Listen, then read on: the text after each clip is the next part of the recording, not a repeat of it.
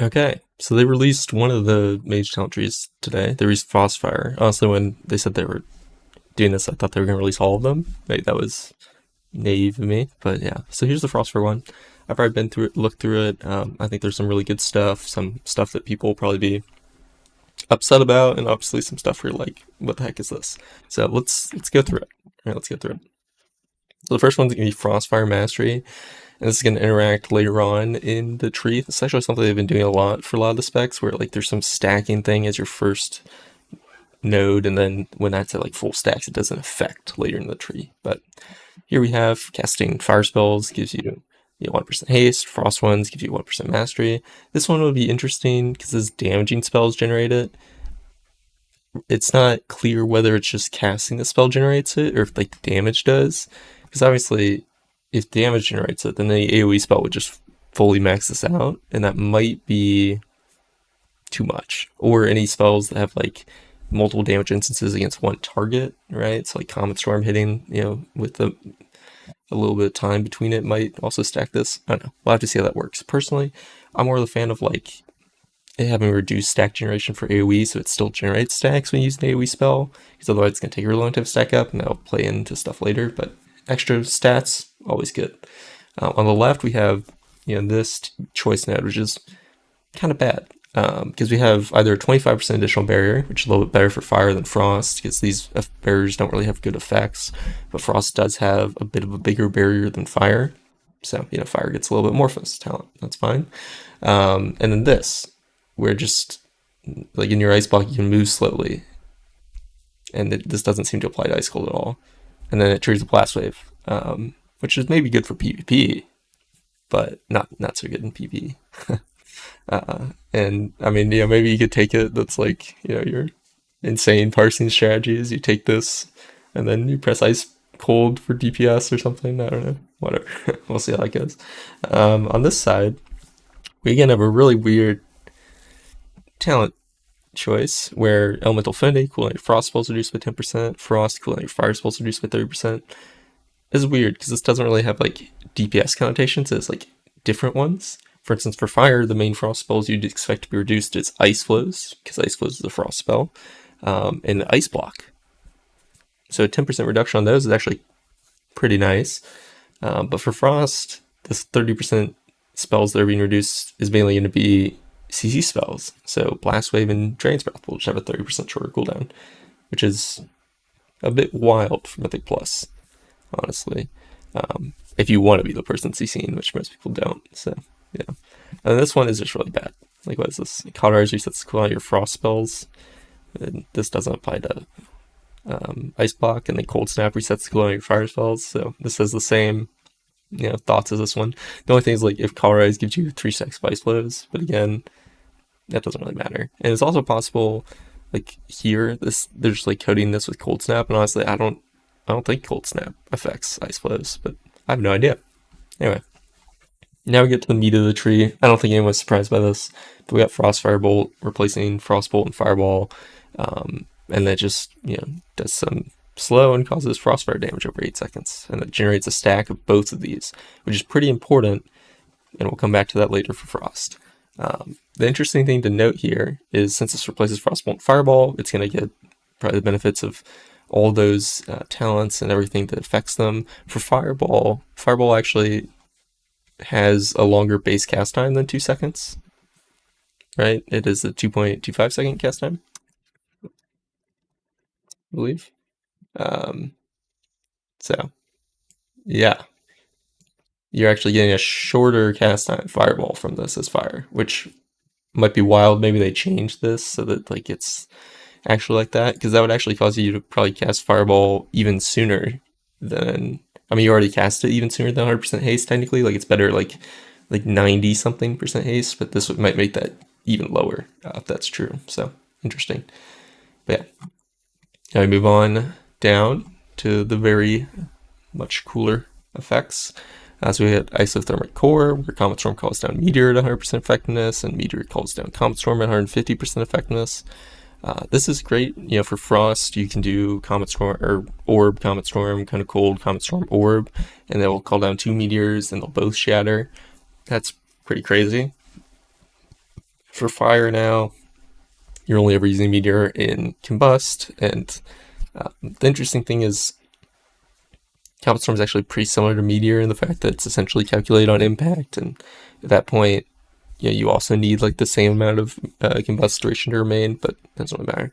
The main like point of contention that this node would cause is whether your firefall triggers this, right? So firefall is the whole thing that, you know, doing a bunch of damage with fireball and pyroblast, hitting them like 15 times gives you a meteor to fall down on your target.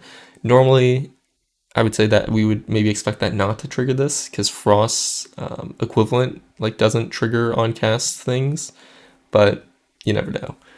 If it does trigger it, this is a lot stronger for fire than Frost because Frost's equivalent talent does not call down Comet Storm, it calls down a Frozen Orb, right? So in this case, that would be like a major disconnect from there.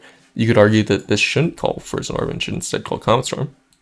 That would, perhaps be nice because this talent it's not weak, but its position and its requirements aren't very good. So yeah. We have the severe temperatures thing, which I think is kind of interesting, right? Like this casting frost fire spells increases the damage of your next frostfire bolt by 6%, second up to 5 times. This seems decent, especially in AoE, where you're not going to be pressing frostfire bolt as much, and also because of the next talent. But yeah, and then this cast time reduced by 10% might be useful for single target where you're spamming it. I do feel like this is kind of like a single target versus AoE choice, and even still, like this thing might have weird issues with the haste we're going to get to at the end of the expansion, especially when this gives us an extra 8% haste, and Frost is already getting 20% from Icy Veins, an extra 8% from Winter's Blessing, and all the extra stat rating. I feel like we have too much haste, and this is going to be really low cast time. Like if you reduce this thing's cast time by 10%, and then you take Slight Ice as even lower cast time, and then you're Lusting, and then you have Icy Veins, and then you have this 8% haste, and then you have actual haste rating, it's going to make your Frost Firebolt cast time probably too low. Nice solution to this would be, hey, remove Temporal Warp, but that's okay. Next we have Frostfire Infusion, where they just have a chance to trigger an additional bolt of Frostfire, deals damage, generates the Mastery, which is nice, just extra stacks for this thing, which plays into these later talents. So now we get to the later talents, right? Excess Frost, Excess Fire. So when you reach your max stacks of Frost Mastery or max stacks of Fire Mastery, you get a different effect. For Frost Mastery, fire your next Phoenix Flames, also cast Ice Nova, 200% effectiveness. This is strong. Ice Nova when you're in Combust does a lot of damage, and you're probably going to be casting Phoenix Flames in Combust unless you have Alcatraz Fury. So this is good. It's also relatively easy to save this effect if you are fire and not playing Alcatraz Fury for like a ad group that you want it on if you needed to. And then you reduce the cooldown Meteor by 5 seconds. Meh.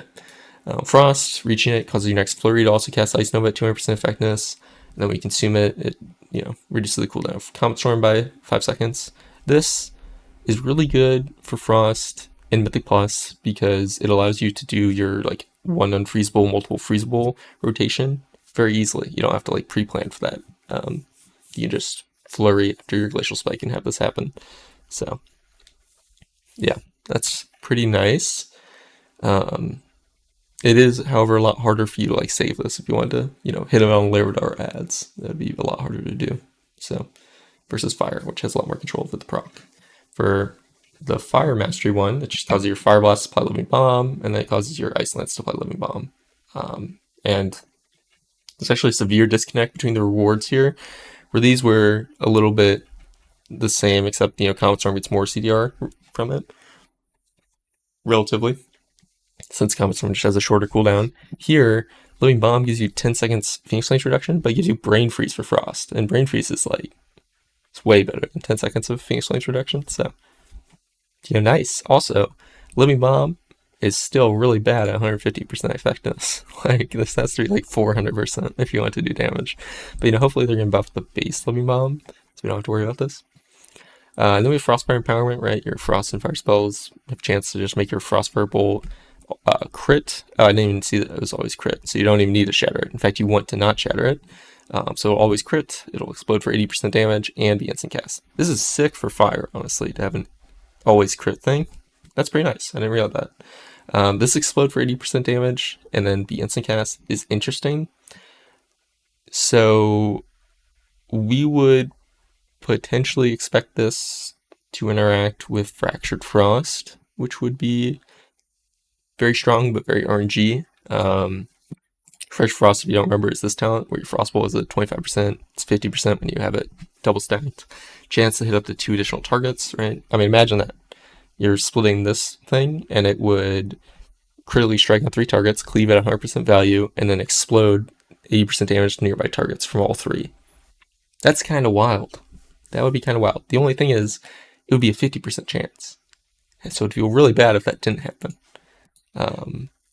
That's actually one of the major problems I have with Fracture Frost, is that it's like a percentage proc based thing, right? Rather than being, you know, a stack thing like Inexorable Assault or something. So yeah, but this could be a cool little feature. Like you might. The issue is we don't really have the points to take that in our third gate in AoE, really. So if you're going down talent tree with everything you need to get, then we're essentially here. If we're assuming we don't need Glacial Spike, which is a large assumption, you need Hailstones. I mean, for the love of God, this thing gives you Mastery for Frost, and Mastery is just a dead stat without Hailstones, so you need Hailstones. And then what? Now you normally in AoE have to take Freezing Rain. Now you have 2 points left. Normally this would go to Glacial Spike, and then you have a free point, right? So then you could say maybe that free point could go into Fractured Frost for this, but this isn't like, this would be you taking this only to cleave your instant power 1. The other option is we say goodbye Glacial Spike, take 2 in Fractured Frost, and then we also say goodbye Hailstones and take Cold Front.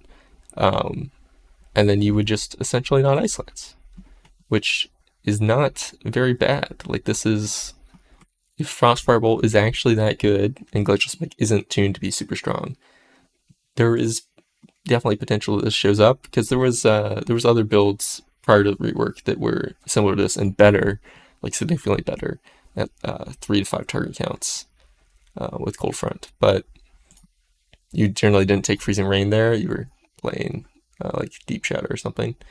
So yeah, the issue is we have a lot of really necessary things put in our third talent gate, like Hailstones and Splain Ice and Glacial Assault to a lesser extent.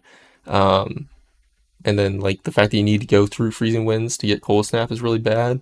If you want to go a non-Ice Lance build, you do not want Freezing Winds, right?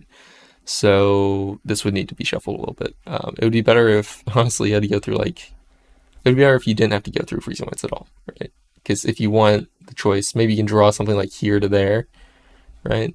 That would free up your talent point, and then you could maybe, you'd either get second Hailstones, or you could like drop this and get Glacial Spike, something like that. But yeah, going through Freezing Winds to get Cold Snap, it makes it really bad to play a no Ice Lance build, because you're then wasting a full talent point. Anyway, we got off track. The last thing is that this just gives you the maximum benefit of Frostfire Mastery and refreshes its duration, and then activating Combust and Ice Veins grants you Frostfire Empowerment. So what this means is that whenever this procs, you actually get both these effects on your next thing. So you're going to be like chucking things out, right? You're just going to be chucking Frost and Fire spells out like crazy, depending on this thing's proc chance, which is hopefully pretty high, because this would be a cool effect to have a lot of times. But yeah, and then you would just need to avoid pressing. This is fine, honestly. The only issue is you can't flurry after this, but it's always gonna crit, so that's fine. It just might make like it might make you feel weird about like your priority and what you're doing. We'll have to see. But I like this. I like this a lot. So I think Frostfire Tree is a win. It does, however, have implications for like the base tree that I hope they take into account, like the fact that, honestly, I wouldn't mind playing a no Ice Lance build with this talent. I mean, you'd still Ice Lance for this, but the tree isn't really set up in a way to support no Ice Lance, really.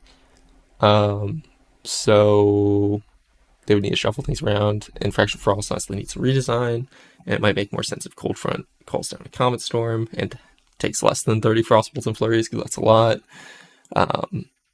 And then for fire, honestly, I think fire's just in a great position, right? The fact that Frostfire Empowerment always crits is good. The fact that this potentially has a lower cast time for Fireball is also good. I don't know. This just seems great. I think that this is a great start to everything. And the only things I want to change is like tuning wise for these or shifting the talent trees a little bit. So let me know your thoughts down below, and I'll let you know when the other ones come out.